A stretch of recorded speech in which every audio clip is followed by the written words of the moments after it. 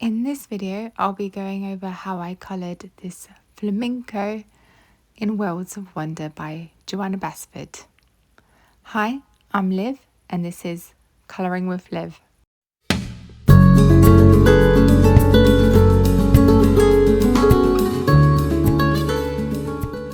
So I began colouring this page with watercolour pencils, but I also used a variety of mixed media on this one.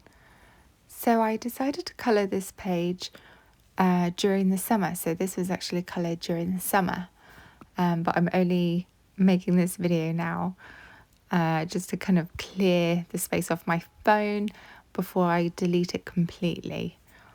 So I think it was just quite a nice one to do. It kind of had it like an Arabian Nights type of feel to it. And I'm really starting to love this book now, because the first page that I did in Worlds of Wonder, I wasn't too happy about how it turned out. I felt like I made quite a bit of a mess of the cake cart page. So this for me felt a little bit better. And it was complete mix of media. I used watercolour pencils for this sun or moon, whatever it may be. And then I used acrylic for the flamingos. I used colour pencils for the buildings. And I tried to use Neocolors for the background, but that wasn't working out. So I covered that up with oil pastels. And then for the stars, I used some, I think it was either gel pens or Posca or a bit of both. I think it was gel pens, the gold gel pens.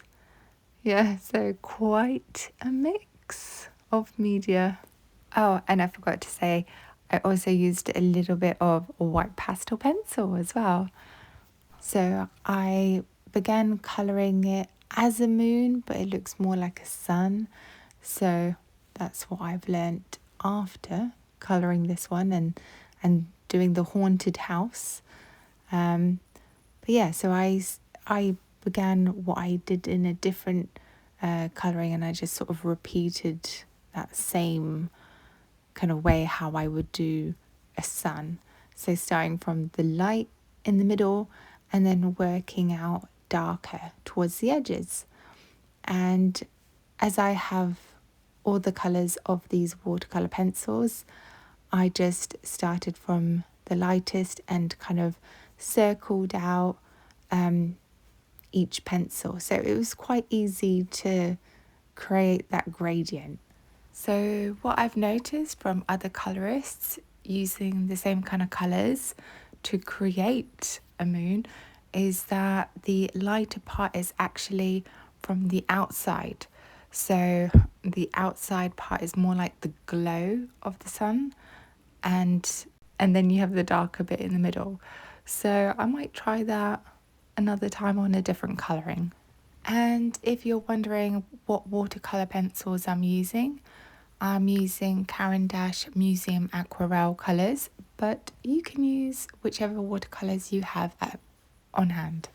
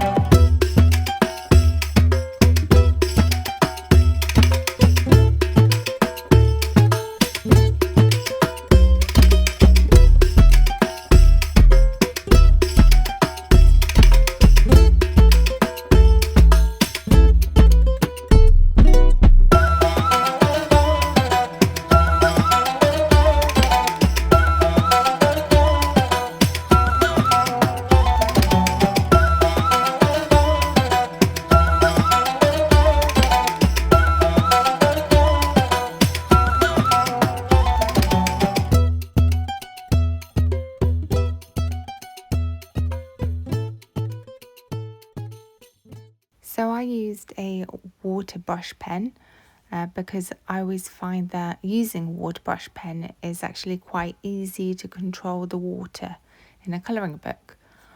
But I recently have gone back to using my watercolour brushes by Raphael, which I love because they just hold the water and pigments so well. But yeah, I seem to have forgotten that I even owned them at this particular point and just kind of automatically reached out to my cheapo water brush pen that I think was either off of Amazon or it came free with a set of something. And I love how these colours blend, and I was being careful to just work on one bit at a time, making sure I didn't have any kind of watercolour streaks.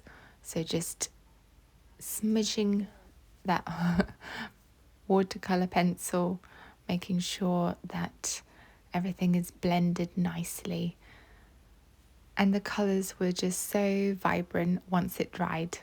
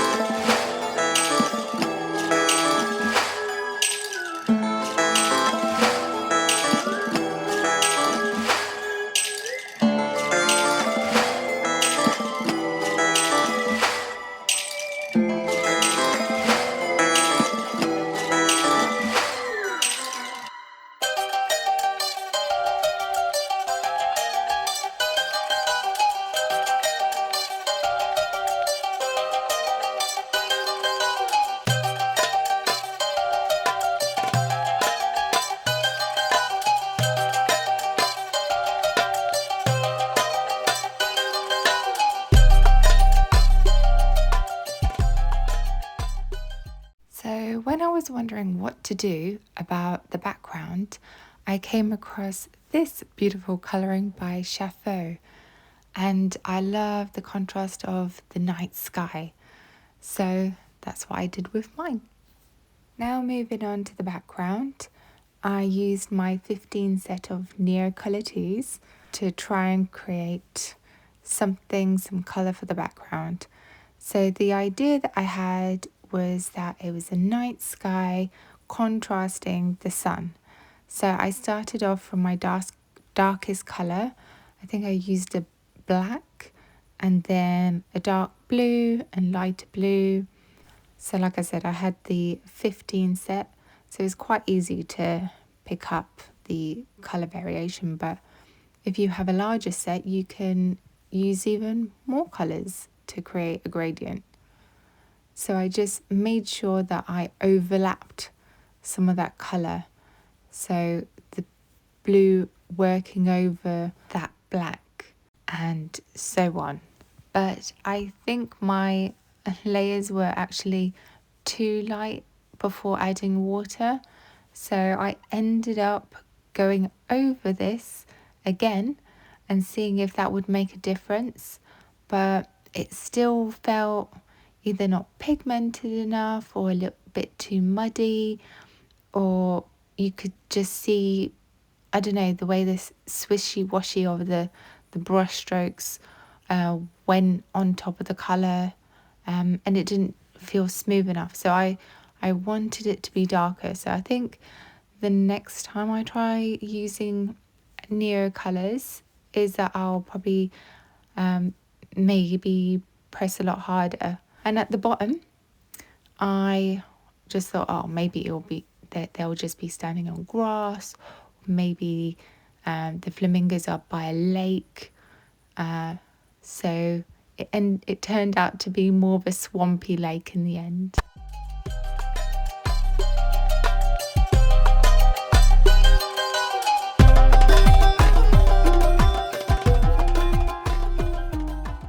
So at first I tried to blend the background with my number 2 Raphael watercolour brush, and then soon swapped to the mop brush. So these Raphael brushes are part of the most popular travel set that they have. So I wasn't too sure if I was adding too much water, but I was trying not to add too much water as it's a colouring book. And at the moment it looks like it's ruining the page, but once it dries, it's totally fine. So as long as you just don't go over the same area over and over, then you won't create too much piling of the paper.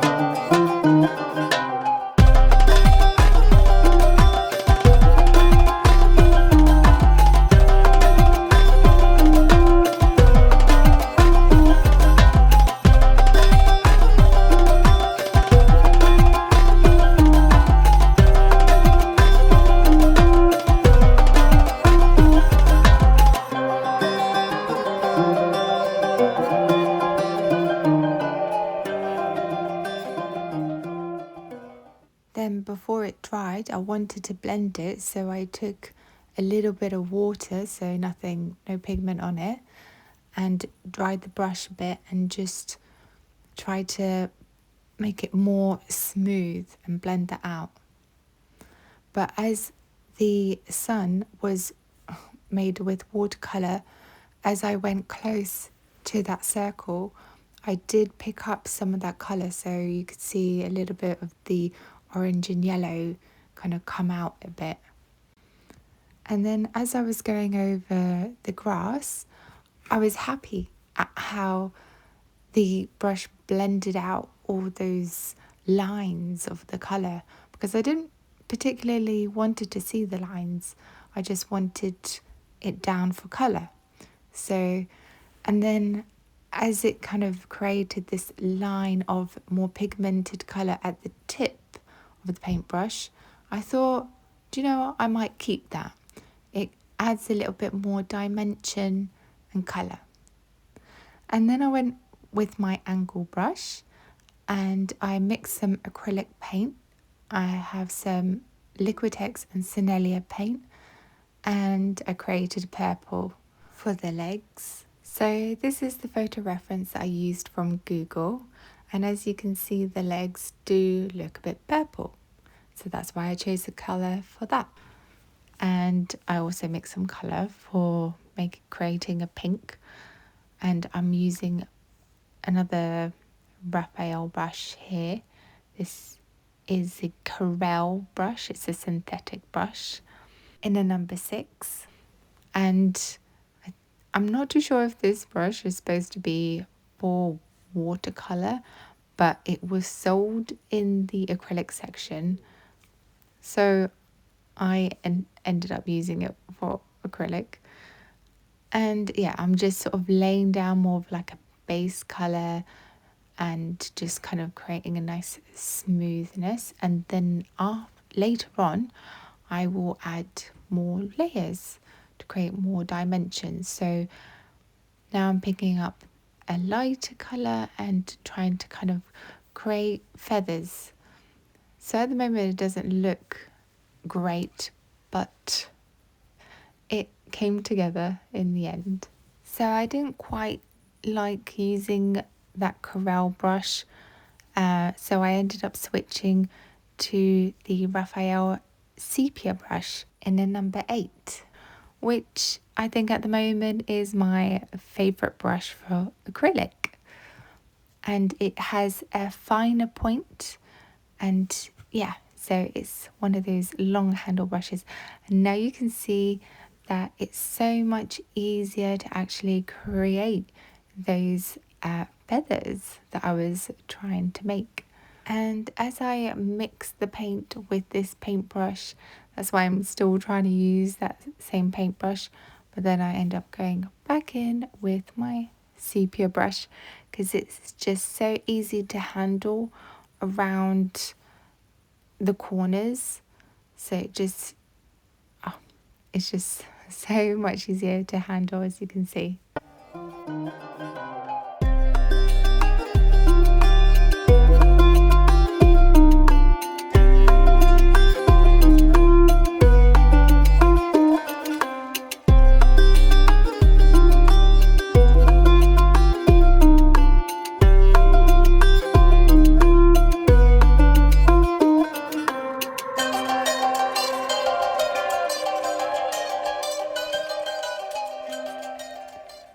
So the feathers were done with a number 8 sepia brush, and this is a number 2. So I was testing out this paintbrush because I haven't really used it. So I was just seeing what it could do for finer details, because before I was using a textura brush in a 0, which I think I used in my haunted house. But yeah, I loved how the number 2 performed, and this kind of like dry brushing technique, it just really worked out well to kind of create those feathers. So I did end up going back in more with wetter paint because I needed to get more colour down, but I was really excited and happy about how that kind of little mistake turned out to feel so nice. I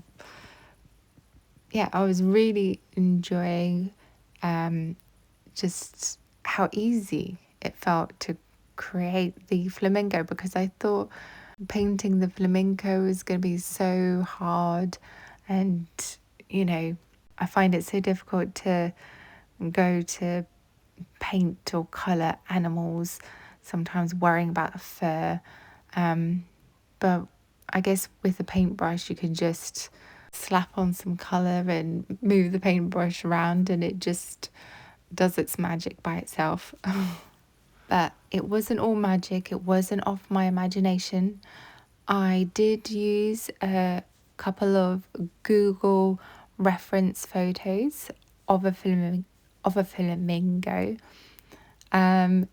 So that's why I chose the colours that I did, because I was going off those photos. So I think it always helps to have a realistic something that you can see rather than off your imagination, because whenever I try and do things off my imagination, it doesn't turn out as well. So now that that first layer of Neocolor paint has dried, I felt like I couldn't leave it the way it was. It didn't look good. So off I went and I thought, okay, I'm going to give it a second coat of colour and see if that makes a difference. And if that doesn't make a difference, I'm going to cover it up with some acrylic, because that's the best thing about acrylic paint. You can just cover up anything with it. But as I was looking for kind of more references and motivation and whatnot, I found Rosario at Fraroxart, who did a wonderful oil pastel presentation of like one half of a heart yellow, like a yellow sunshine background, and then the other half like a nighttime blue background. And this is what I was kind of doing with my colouring page. And I thought, yes, I have some oil pastels, I can do that. So that's what I did. I have a 12 set of Sennelier oil pastels, but I also bought a few singles. So I think I bought like a sky grey blue. So I went in with my darkest blue, or I think that might have been black to begin with. And then I just followed the same pattern that I did with my Neocolors and created a gradient that was a lot more darker and pigmented and more of what I had in mind. And I also noticed that Rosario, he blended his oil pastels with a piece of kitchen roll or kitchen towel. And I haven't really tried it like that. I either do it with like a cotton bud or Q-tip or a paintbrush. I actually quite like using one of my paintbrushes. So I tend to use my Textura, I think it's a number 6. And so you will see that in a moment, how I switch from trying to blend it in certain ways and then go back to my fallback method. And I also use these oil pastels on the bit at the bottom where I was trying to create that kind of swamp beneath the flamingos.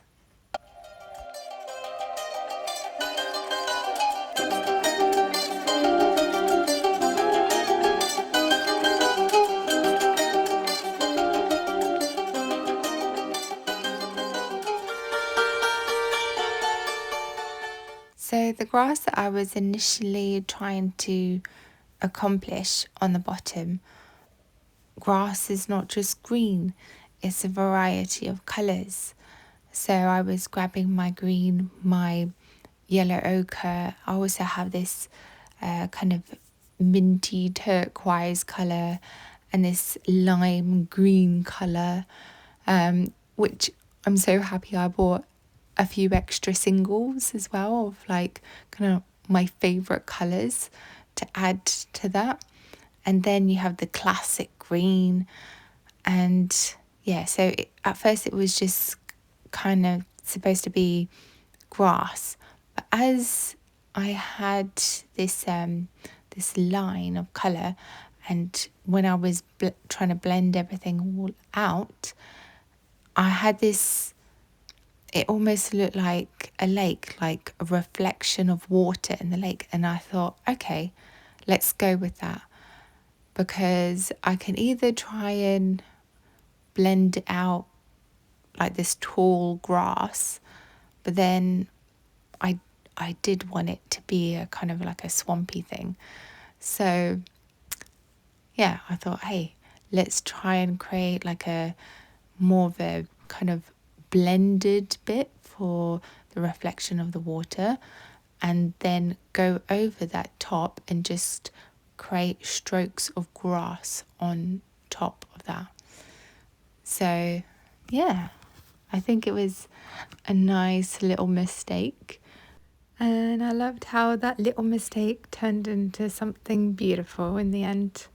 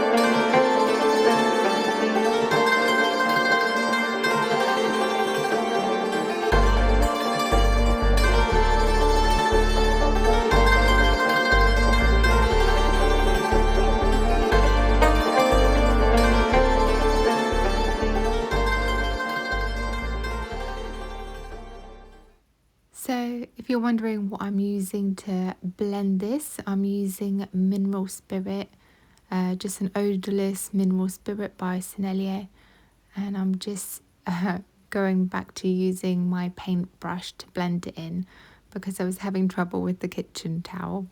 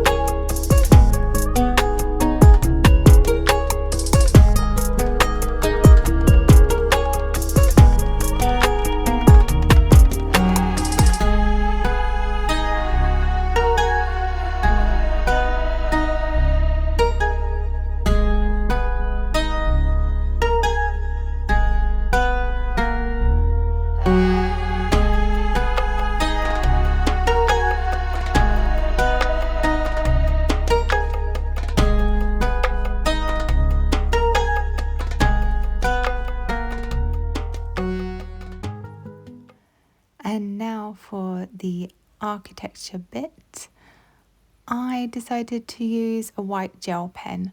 So normally my go-to is a white Posca pen, or a white acrylic pen of some kind, or just white acrylic paint.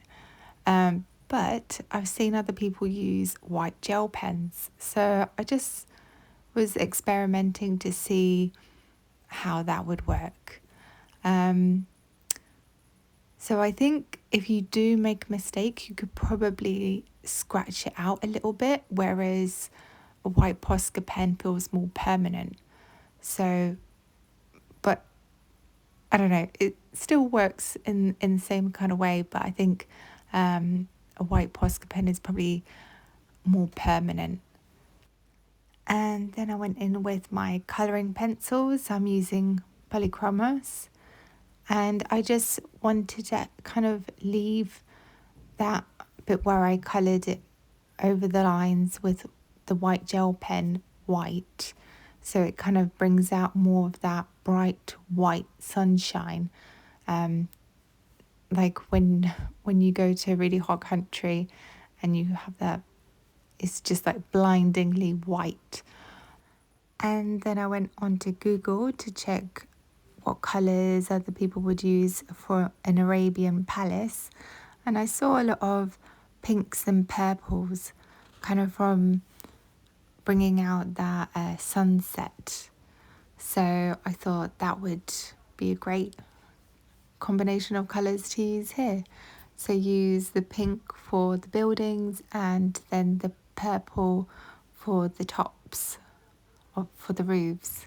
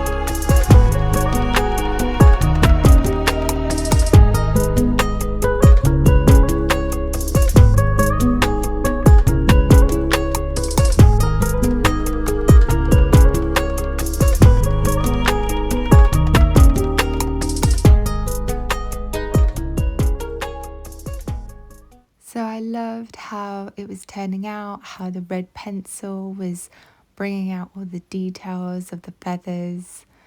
And then I ended up finishing it off with some oil pastel for the moon, a crescent moon.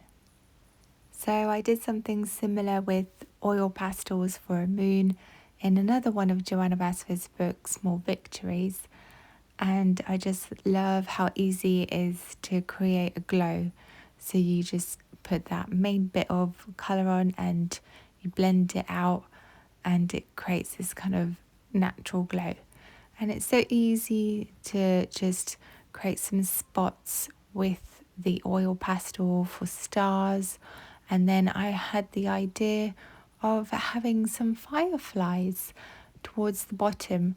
So I would put some dots of white as well as yellow next to it, because obviously the fireflies would be quite small. So yeah, and I also brought out my white Posca pen. So this is the very fine tip. And yeah, I was really loving how that was turning out. And I could also bring out my silver glitter gel pen for extra sparkles for the night sky. And for some more finishing touches, I got out my Caran white pastel pencil because I haven't really used it, and I thought I've seen some other people using some white pastel to bring out highlights in their colouring books or artwork. So I thought, hey, I think pastel will be really great to create like a soft feather effect. So I was trying to create feathers with a little bit of white pastel here. And yeah, it brought out some extra highlights here, which I love. And don't forget the extra added dots on the legs that I added for texture. And here I'm adding some jewellery to my flamingos. So I thought, oh, maybe I'll create like a gold headpiece and then a necklace. So I got out my red gel pen to create the red for the rubies on this jewellery that I was creating for my flamingos.